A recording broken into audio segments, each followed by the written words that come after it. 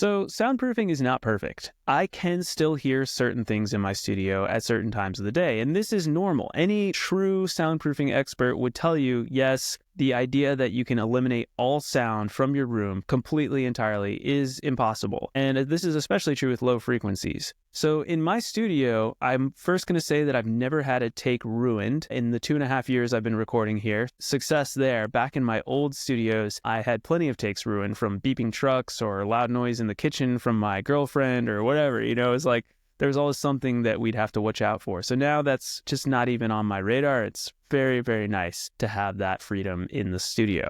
So that said, there are certain things you can still sort of hear. One in my neighborhood in particular that's annoying, but I can't do anything about it, is the apartment complex behind me has cars that occasionally will come in with really, really loud subwoofer bass. And subwoofer bass travels through everything. And so in my studio, you hear like the lowest of the subwoofer. So around 40 hertz, there's just like this low that can come through because that frequency is so hard to block out with any sort of soundproofing. The next thing is you can hear things like the very, very low rumble of thunder if there's a thunderstorm. And it's weird. It's like thunder you've never heard before because you're only hearing the low frequencies, not any of the higher part. I can't hear any rain. So when it rains, that's not an issue at all, which is wonderful because it does rain a lot.